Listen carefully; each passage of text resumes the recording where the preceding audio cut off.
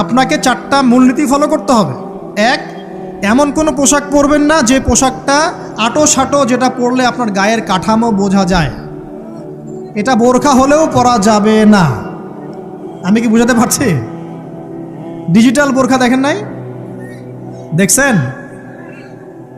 মাশাআল্লাহ। ডিজিটাল বোরখা চলবে না, ডিজিটাল বোরখা চলবে না। এমন পোশাক হবে না যেই পোশাকটা আটো-সাটো, যেটা পরে আপনার গায়ের কাঠামো বোঝা যায়।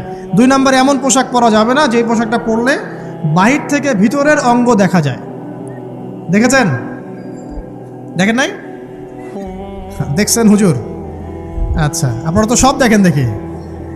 তারপরে 3 নম্বর, এমন পোশাক পরা যাবে না যেটা অমুসলিমদের সাথে সাদৃশ্য আছে।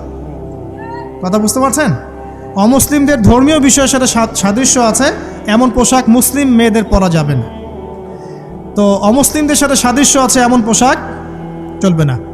আর 4 হচ্ছে, পুরুষরা মেয়েদের পোশাক পরতে পারবে না, মেয়েরা পুরুষদের পোশাক পরতে পারবে না। জি, আপনাদেরকেই বলছি, আপনারা জিন্স পরতে পারবেন না, মেয়েদেরকে বলছি, এবং টি শার্ট পরতে পারবেন না। আপনারা ওই যে যা ইচ্ছা তাই ড্রেস পরে বলবেন যে 1000 বছরের সভ্যতা সংস্কৃতি, এসব বাজে কথা চলবে না এখানে।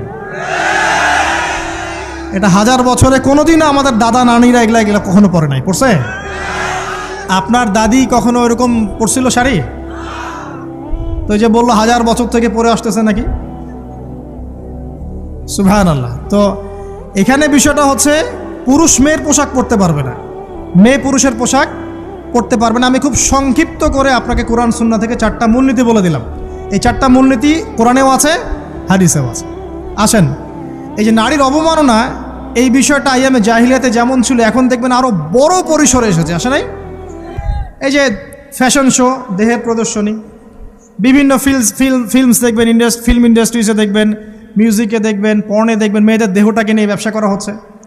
আগে তো না হয় কন্যা সন্তান হলে জীবন্ত পুঁতে ফেলতো নাকি?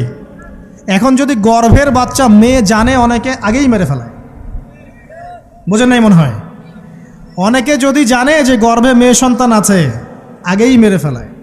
এমন অনেক দেশ আছে, আমি নাম বলছি না দেশের সঙ্গত কারণে, যে সে দেশে এরকম মেয়ে সন্তানকে এই যে খালাস করে ফেলার, নষ্ট করে ফেলার, ভ্রূণ নষ্ট করার আলাদা ক্লিনিক আছে, আলাদা হসপিটাল আছে। বলে নাউজুবিল্লাহ।